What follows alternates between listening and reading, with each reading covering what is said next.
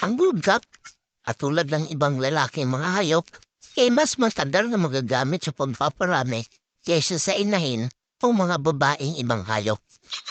Siyempre lang, habang nagkakaedad ay kumukupas din ang tandang. Pero kung maganda ang kanyang katawan, hindi siya under stress, magagamit pa rin siya. Ang totoo niyan, ang lahat ng mga kailangan niya para manatiling aktibo sa pagpaparami sa tuwing breeding season ay nasa patuka na rin dapat.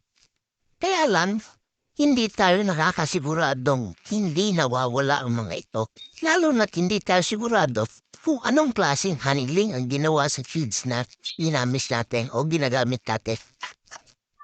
Ganon din, kung hindi maganda ang storage o pagkakadisplay nito sa tindahan, may mga sustansya at mga bagay ding mahalaga sa kalusugan ng manok na maaaring mawala.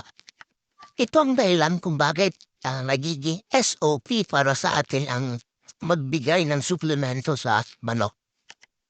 Ano-ano ba ang mga sinasabi kong nakatutulong sa pagpasigla o pagpabalik ng sigla ng manok sa pagpakarami? May dalawang mahalagang amino acids na napakahalaga sa paggawa ng semilya at sa pangkalahatang vitality ng manok. Kung nagsusuplemento ng amino acids, siguraduhin mataas ang lysine at methionine ng mga ito. Vitamins ang pinakapangkaraniwang nire-recommenda natin para sa tinatawag na reproductive health ng manok. Matandang man ito, sumailahin. Ang numero 1 dito, vitamin E.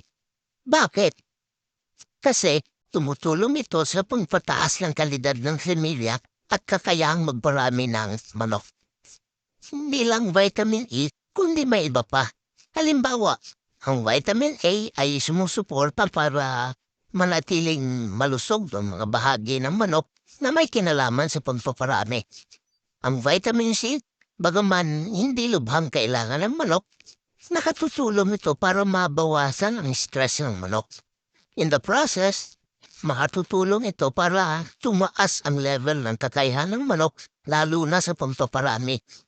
May isa pang bitamina, ang vitamin D3 o cholecalciferol na tumutulong sa paggawa ng calcium na siya namang kumakalabit sa mga batang semilya para ma-develop sila at maging ganap na semilya.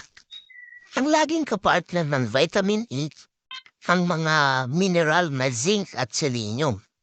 Ang zinc ay mahalaga sa paggawa ng semilya at sa kalidad nito.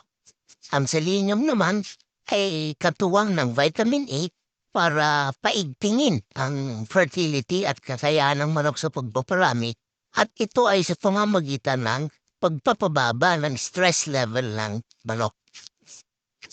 Ang iba pang mahalaga rin sa pagpaparami ay manganese at omega-3 fatty acids. Baunti lang ang pangangailangan ng manok ng manganese at karaniwang naibibigay na ito ng patuka.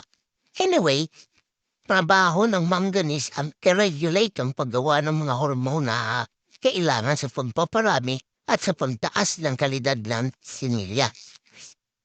Ano naman ang gamit ng omega-3 fatty acids? Nakatutulong din ito para maitaas ang kalidad ng semilya at ang paglamoy nito.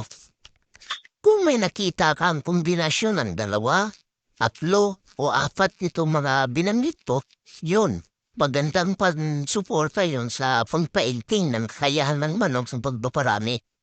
Ang omega-3, fish oil ang mayor ng pinagmumulan at merong mga suplementong pantao na ganito. Jojet Serama Breeder Line. Please follow, like, and share.